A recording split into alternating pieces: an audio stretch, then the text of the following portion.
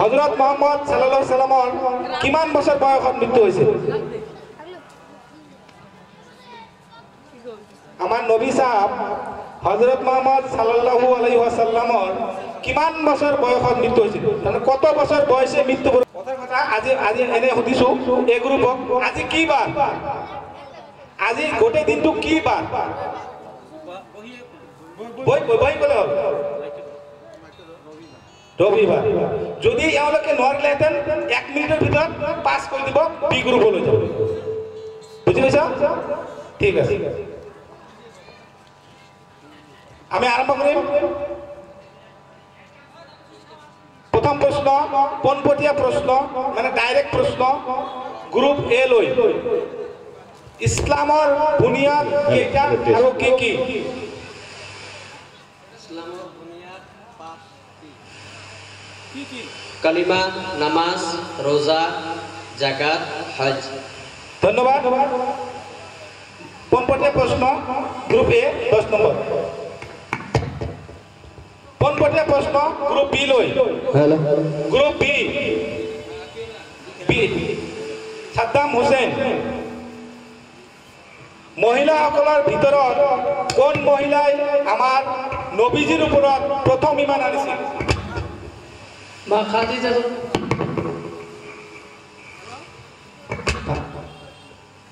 আকৌ আবাৰ ধন্যবাদ। হযৰতে মা খাদিজাতুল কুবৰা। পোনপটীয়া প্ৰশ্ন 10 নম্বৰ গ্ৰুপ বি।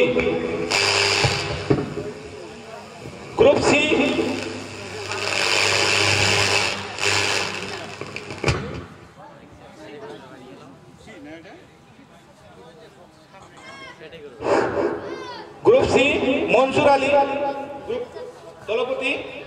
গ্ৰুপ সি লৈ পোনপটীয়া প্ৰশ্ন আসমানী কিতাপ কেইখন আৰু কি কি? আসমানী কিতাপ কেইখন আৰু কি কি?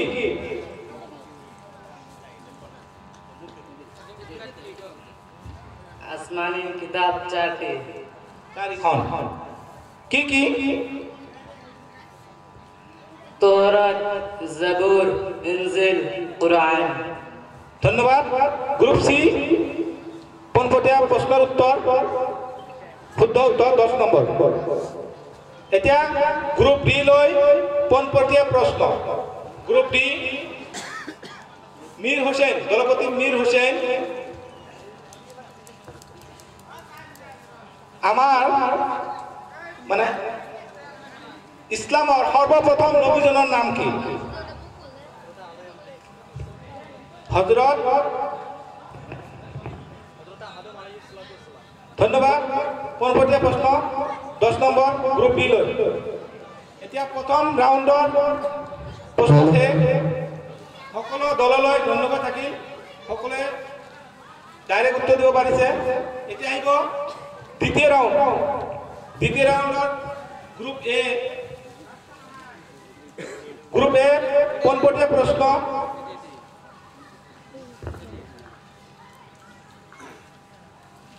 উজুৰ ফৰজ কেইটা আৰু কি কি? উজুর ফরজ 4টি। কি কি?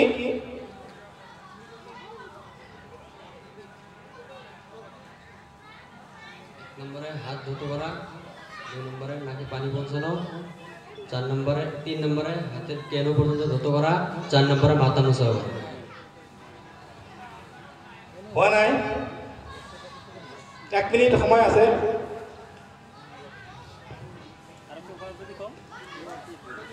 গ্ৰুপৰ আৰু 4জন আছে, আলোচনা কৰা।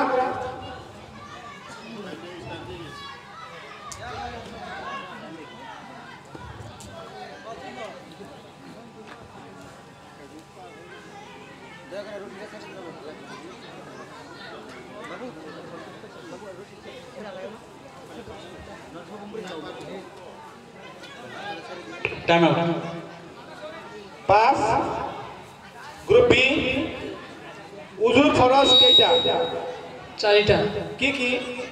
1 নম্বর মুখ ধৌত করা, 2 নম্বর হাত ধৌত করা, 3 নম্বর 3বার করে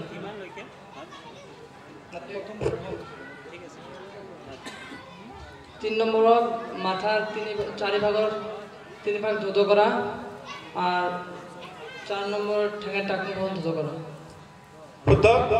শুদ্ধ হৈছে, অলপ উগুল হৈছে, ঠিক আছে, তেওঁ জানে তাৰমানে। বাগৰি যোৱা প্ৰশ্ন 5 নম্বৰ।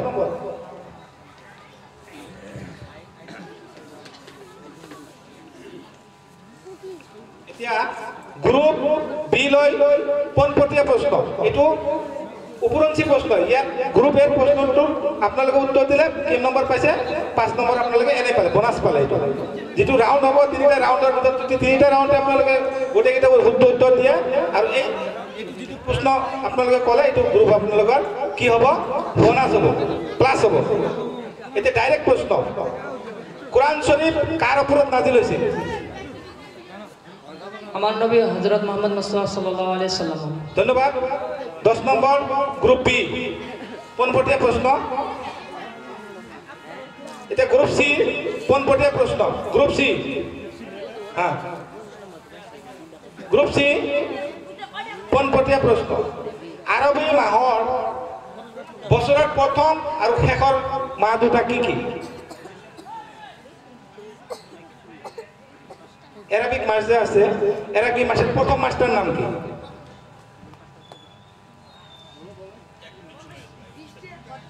চারজনে আলাপ করো, ডিসকাস করো।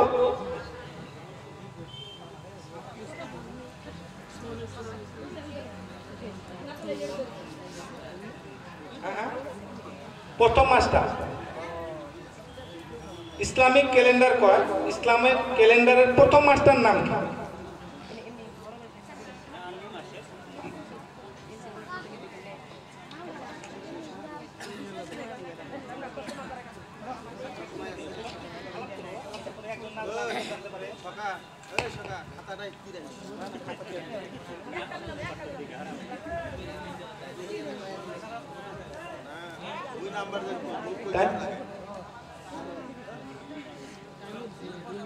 Time up. Time up. Group C বাগৰি যোৱা প্ৰশ্ন গ্ৰুপ ডি লৈ। গ্ৰুপ ডি লৈ বাগৰি যোৱা প্ৰশ্ন, আৰবী মাহৰ প্ৰথম আৰু শেষৰ মাহ দুটাৰ নাম কি কি? প্ৰথম মাহ ৰমজান আৰু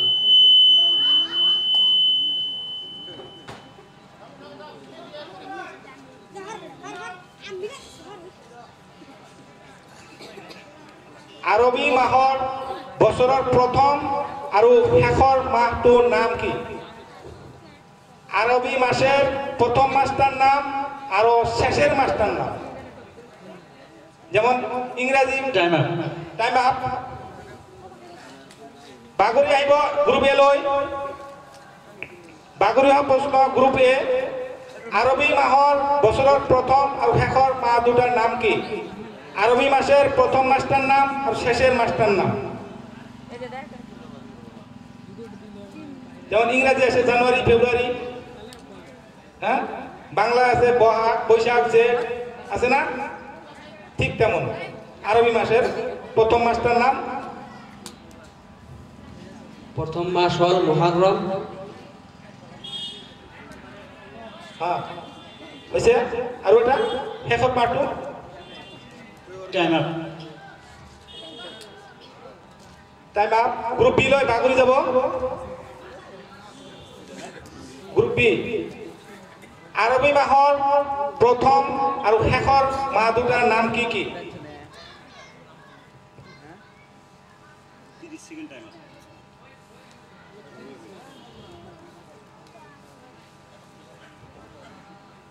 মুহররম, শাবান।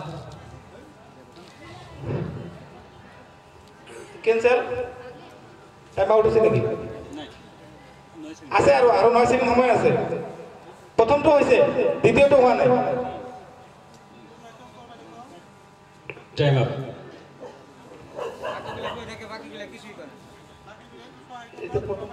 ডাইরেক্ট কোশ্চেন আছিল এগুলো।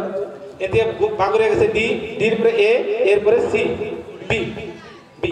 এতিয়া আমার 4টা গ্ৰুপৰ কোন গ্ৰুপে নোৱাৰিলে এটা মাহৰ নাম কৈছে, ৰাইজৰ ফালৰ পৰা কোনোবা ক'ব পাৰিব নেকি?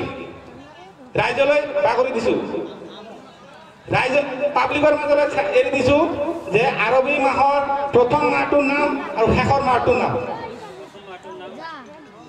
প্ৰথম মাহটো এখেতসকলে শুদ্ধ কৈছে মহৰম মাহটো শুদ্ধ কৈছে শেষৰ মাহটোৰ নাম আপোনালোকে ৰাইজৰ ফালৰ পৰা কওক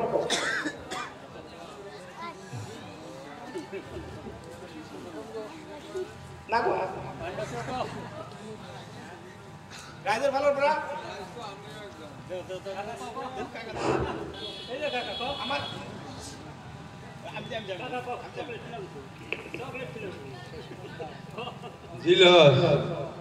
প্ৰথম মাহটোৰ নাম ধন্যবাদ থাকিল প্ৰথম মাহটোৰ নাম মহৰম আৰু শেষৰ মাহটোৰ নাম জিলহজ মনত থাকিবনে আজিৰ পৰা খালি ইংৰাজী আৰু অসমীয়া মনত থাকে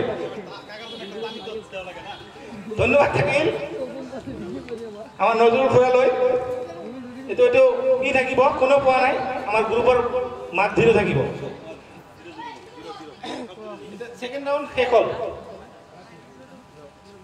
এটা আহিল থার্ড রাউন্ড তারপর অন্তিম রাউন্ড ইয়াত নির্ণয় হব কোনে প্রথম হলে কোনে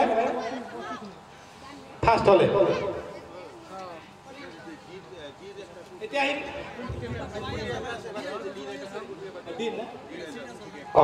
ডির পোনপটীয়া প্রশ্ন ডি গ্ৰুপৰ পোনপটীয়া প্ৰশ্ন এতিয়া জেনাৰেললৈ আহি গ'ল আমাৰ আৰবী শিক্ষাৰ বাহিৰে জেনাৰেল শিক্ষাত আহি যাব আৰু এটা আছে আৰবী কথা হ'ল হযৰত মুহাম্মদ সাল্লাল্লাহু আলাইহি সাল্লামৰ কিমান বছৰ বয়সত মৃত্যু হৈছিল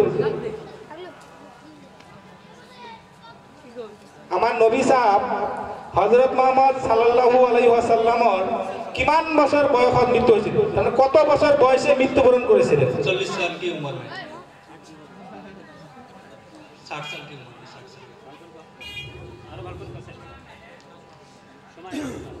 এক মিনিট সময় আছে ভাবি চিন্তি অকলে কব লাগিব কথা নাই গ্রুপটো মানে হল 4-5 জনে আলোচনা বিলোচনা কৰি শুদ্ধটো উলিয়াই তাৰপিছত প্ৰকাশ কৰে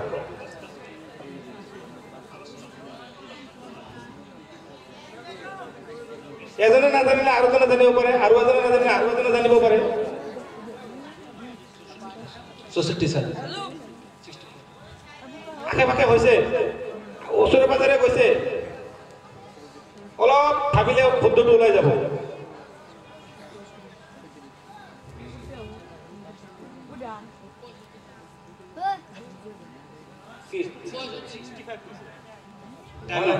টাইম আউট এতিয়া গ্ৰুপ ডি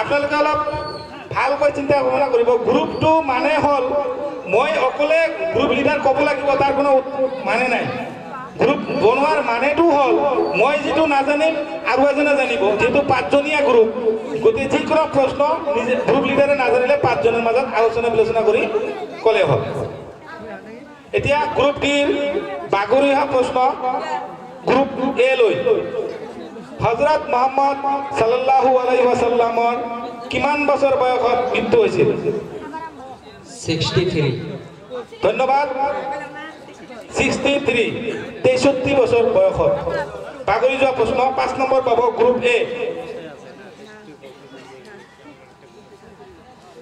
এতিয়া দ্বিতীয় ৰাউন্ড শেষ তৃতীয় ৰাউন্ড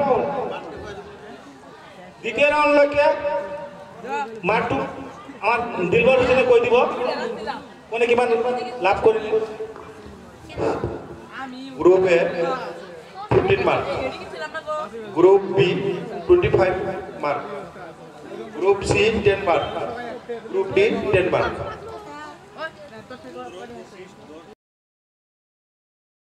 মানে গ্ৰুপ বি আগবাঢ়ি আছে এতিয়া হ'ব অন্তিম ৰাউন্ড অন্তিম ৰাউন্ডৰ যেটো প্ৰশ্ন হ'ব সব জেনাৰেল প্ৰশ্ন হ'ব আৰবী শিক্ষাৰ ওপৰত কোনো প্ৰশ্ন নাথাকিব বা ইসলামিক ইহৰ ওপৰত কোনো প্ৰশ্ন নাথাকিব প্ৰথম প্ৰশ্ন গ্ৰুপ এ পোনপটীয়া প্ৰশ্ন ভাৰতবৰ্ষৰ ৰাষ্ট্ৰপিতা বুলিলে কাক বুজায় আমি কোন দেশত বাস কৰো ভাৰতবৰ্ষত বাস কৰো সেই ভাৰতবৰ্ষৰ ৰাষ্ট্ৰপিতা কাক কয় ৰাষ্ট্ৰপিতা জাতিৰ পিতা ৰাষ্ট্ৰপিতা একে মহাত্মা গান্ধীজি ধন্যবাদ পোনপটীয়া প্ৰশ্ন গ্ৰুপ এ 10 নম্বৰ মহাত্মা গান্ধী শুদ্ধ উত্তৰ মহাত্মা গান্ধী পোনপটীয়া প্ৰশ্ন গ্ৰুপ বি লৈ গ্ৰুপ বি অসমৰ বৰ্তমান শিক্ষামন্ত্ৰীজনৰ নাম কি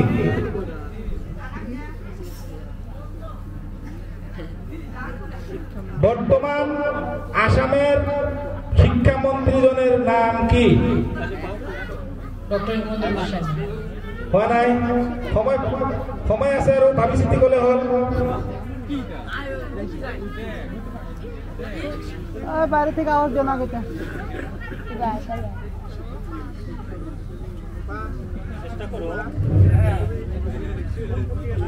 কোন পর্যায়ে প্রশ্ন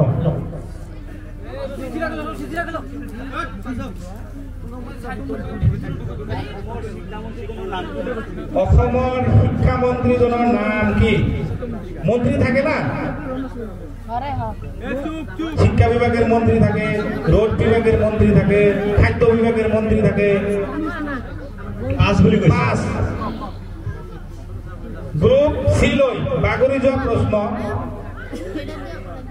গ্ৰুপ সি অসমৰ বৰ্তমান শিক্ষামন্ত্ৰীজনৰ নাম কি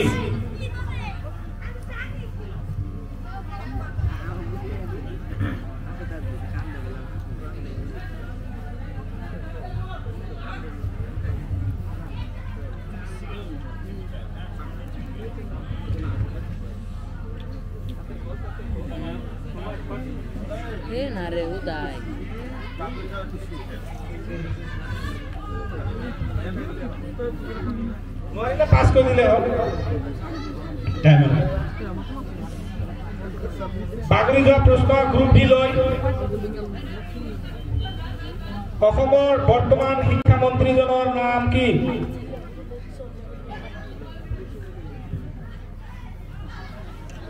অসমৰ বৰ্তমান শিক্ষামন্ত্ৰীজনৰ নাম ইংৰাজীত কয় এডুকেশ্যন মিনিষ্টাৰ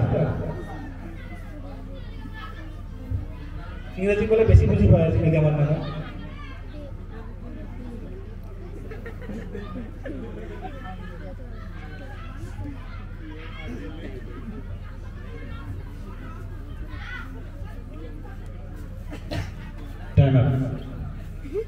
সময় উকলি গৈছে এতিয়া বাগৰি আহিব গ্ৰুপ এ লৈ গ্ৰুপ এ লৈ বাগৰি অহা প্ৰশ্ন অসমৰ বৰ্তমান শিক্ষামন্ত্ৰীজনৰ নাম কি সৰ্বানন্দ সোণোৱাল ভুল উত্তৰ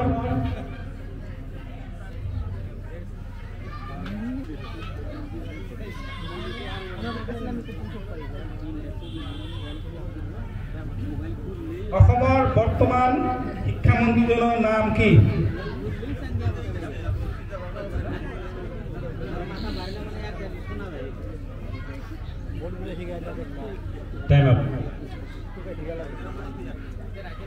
এতিয়া বীৰ পোনপটীয়া প্ৰশ্ন বাগৰি বাগৰি আহি গ্ৰুপ এ শেষ পালে কোনেও নোৱাৰিলে এতিয়া ৰাইজৰ মাজলৈ এৰি দিছো ৰাইজৰ ফালৰ পৰা ডক্টৰ নে ডাক্তৰ ৰং উত্তৰ ডক্টৰ ৰনজ পেগু ডক্টৰ নহয় ডাক্তৰ ডক্টৰ আৰু ডাক্তৰ পাৰ্থক্যটো জানানে ডক্টৰ হল যিয়ে পিএইচডি লাভ কৰে ৰিচাৰ্চ কৰি পিএইচডি লাভ কৰে তেওঁক কয় ডক্টৰ আৰু তেওঁ চিকিৎসা বিজ্ঞানৰ লগত জড়িত যাক আমি ডাক্তাৰ বুলি কওঁ ডাক্তাৰ চিকিৎসা কৰা যে মানুহক চিকিৎসক বুলি কয় তেখেতক ডাক্তৰ বুলি কয় এই উপাধিটোক ডাক্তৰ বুলি কয় আৰু যিয়ে পিএইচডি লাভ কৰে ৰিচাৰ্চ কৰি পিএইচডি লাভ কৰে তেওঁক কয় ডক্টৰ হ'ব গতিকে ডক্টৰ বুলি ক'লে ভুল হ'ব তেখেত একজন চিকিৎসক গতিকে ডাক্তৰ ৰনজ পেগু এতিয়া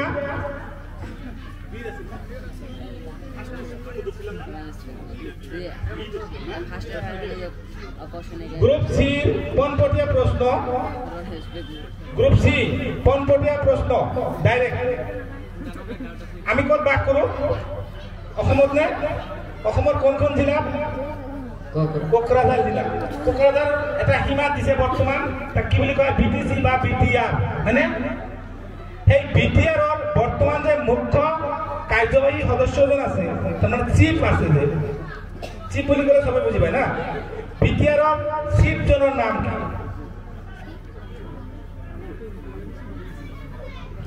नरेंद्र मोदी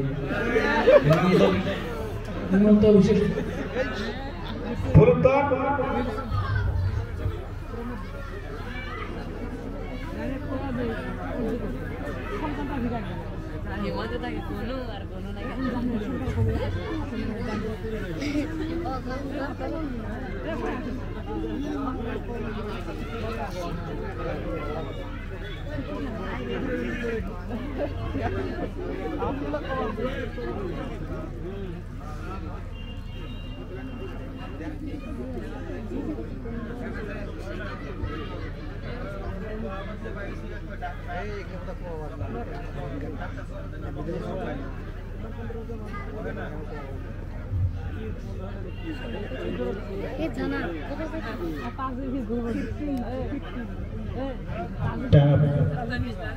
সময় পার হয়ে গেছে বাগরি যাব গ্রুপ ডি লই গ্রুপ ডি বাগরি যাব প্রশ্ন বিটিআৰৰ বর্তমান মুখ্য কার্যবাহী সদস্যজনের নাম কি চিফ প্রমোদ বড় ডাঙরিয়া মাননীয় শ্রীযুত প্রমোদ বড় ডাঙরিয়া ধন্যবাদ বাগরি যাব প্রশ্ন গ্রুপ ডি 5 নম্বর এটা কোন পটিয়া প্রশ্ন গ্রুপ ডি লই ডি কোন পটিয়া প্রশ্ন গ্রুপ ডি অশোক চক্রর মাজত কেইডাল দণ্ড আছে অশোক চক্র চিনি পাও না আমার জাতীয় পতাকাটো যে আছে তার মাজত একটা গোল চিহ্ন আছে তিনিটা রঙের মাজত যেটো রং নীলা রং যেটো আছে নীলা রঙের মাজত কলা রঙের একটা অশোক চক্র আছে না নাই সেই অশোক এনেকে দাগ দাগ দিয়া আছে না গোলৰ মাজত দণ্ড এইবিলাক দণ্ড বুলি কয় এই তাত কেইটা দণ্ড আছে 24টা ধন্যবাদ কোন পটে প্রশ্ন শুদ্ধ উত্তর গ্রুপ বি কোন পটে প্রশ্ন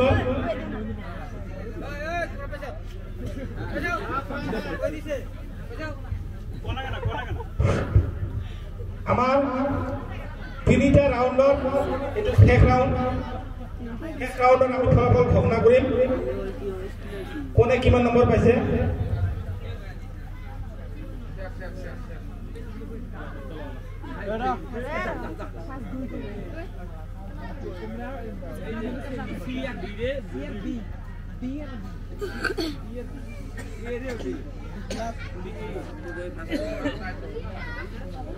তিনিটা ৰাউন্ডৰ শেষত আমাৰ ফলাফল ওলাইছে ফলাফল গ্ৰুপ এ সৰ্বমুঠ 25 নম্বৰ গ্ৰুপ বি সৰ্বমোট 25 নম্বৰ গ্ৰুপ সি সৰ্বমোট 10 নম্বৰ গ্ৰুপ ডি সৰ্বমোট 25 নম্বৰ টাই হল তিনিজনে সমান এতিয়া তিনিজনৰ মাজত তিনিটা গ্ৰুপে সমান সমান নম্বৰ পাইছে তাতে এটা প্ৰশ্ন আমি নিৰ্ণয় কৰিম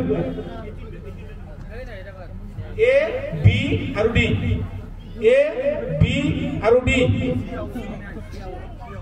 সি অটোমেটিক আউট যেহেতু তিনটা গ্রুপ সমান সমান নম্বর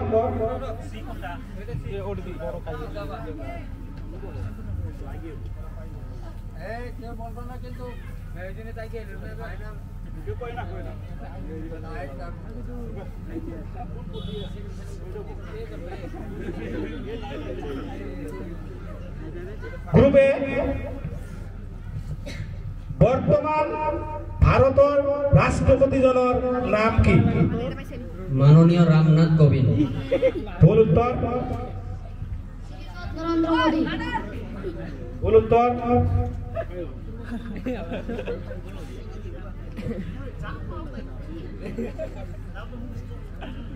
ডক্টর হিমন্ত বিশ্ব শর্মা। ভুল উত্তর।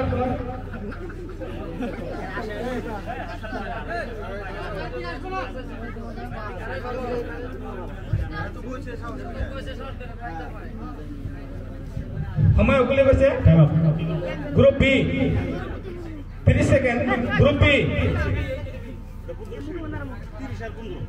গ্রুপ বি বর্তমান ভারতের রাষ্ট্রপতিজনের নাম কি?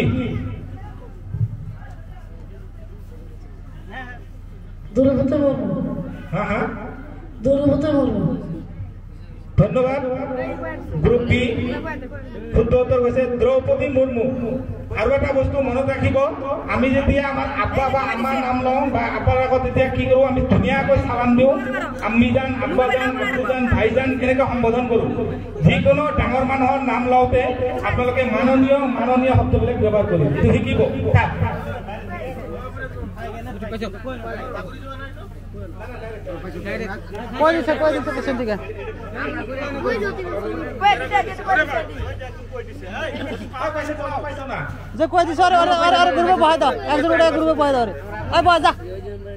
গ্রুপ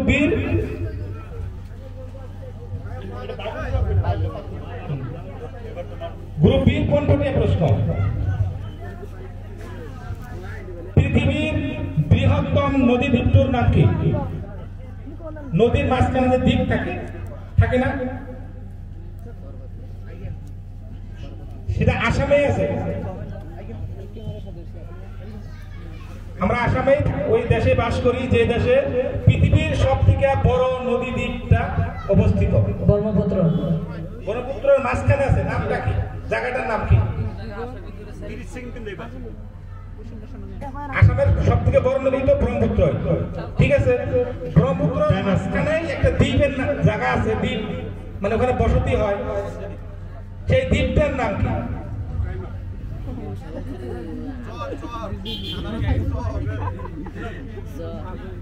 সময় উকলি গৈছে। বাগৰি যোৱা প্ৰশ্ন গ্ৰুপ বি লৈ। গ্ৰুপ ডি লৈ। পৃথিবীৰ বৃহত্তম নদী দ্বীপটিৰ নাম কি?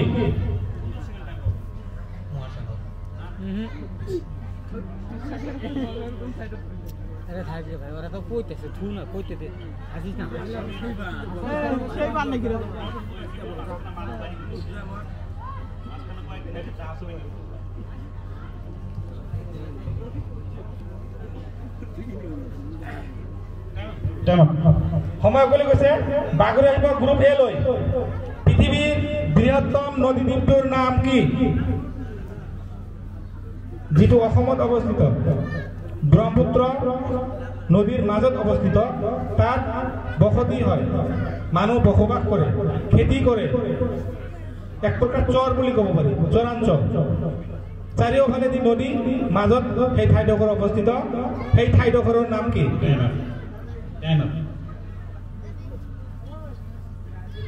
সময় উকলি গৈছে।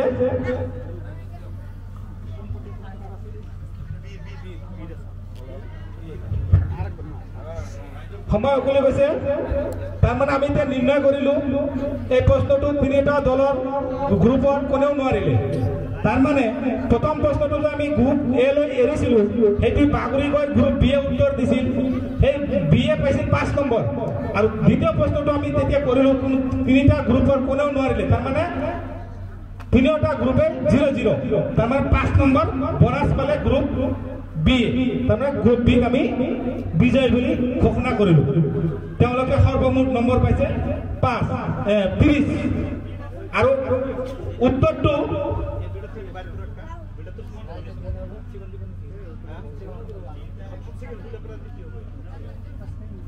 প্ৰথমটো আমি নিৰ্ণয় কৰিলো, প্ৰথম নিৰ্ণয় হ'ল। এতিয়া গ্ৰুপ এ আৰু গ্ৰুপ ডি এই দুটাৰ মাজত আমি সেকেন্ডটো নিৰ্ণয় কৰিম এটা প্ৰশ্নৰ জৰিয়তে। এটা প্ৰশ্ন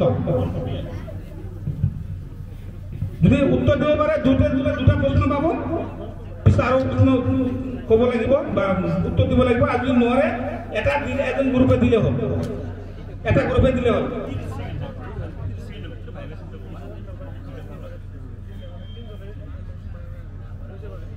ভারতের প্রথম প্রধানমন্ত্রীজনের নাম কি? আমার ভারতবর্ষ ইংরেজে শাসন করেছিল প্রায় 200 বছর।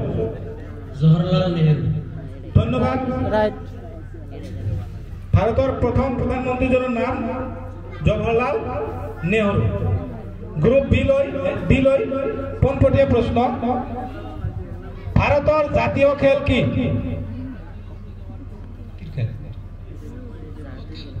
হকি। শুদ্ধ উত্তর। আকৌ টাই হল হকি। Hockey D group. এতিয়া আকৌ গ্রুপ এ লৈ পোনপটীয়া প্ৰশ্ন, অসম কিহৰ বাবে বিখ্যাত?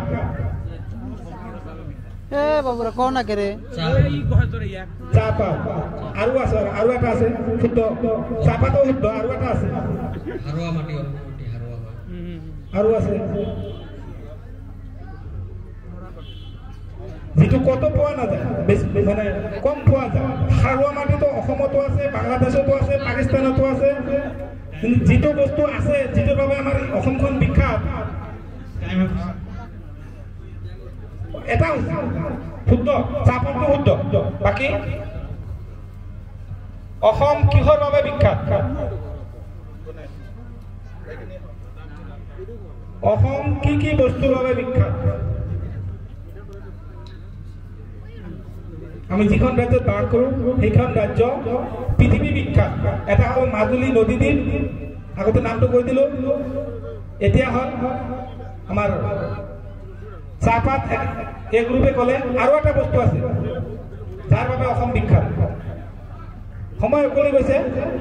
এতিয়া ইয়াতো আমি ছেকেণ্ড নিৰ্ণয় কৰিম গ্ৰুপ এ, তাৰমানে এশিঙীয়া গড় আৰু চাহপাত। কাজিৰঙাৰ এশিঙীয়া গড়, একটা শিং থাকা খড়গ, গড়, একটা খড়গ থাকা গড়, হ্যাঁ না? কাজিরঙা যে গড় থাকে, একটা শিং থাকা, সেটা আসাম বিখ্যাত। আর চাহপাত, গতিকে গ্রুপ এ দুটো, একটা শুদ্ধ উত্তর দিচ্ছে চাহপাত। গতিকে আমি গ্রুপ বি এ দ্বিতীয় বিজয় বলি আমি ঘোষণা করিল।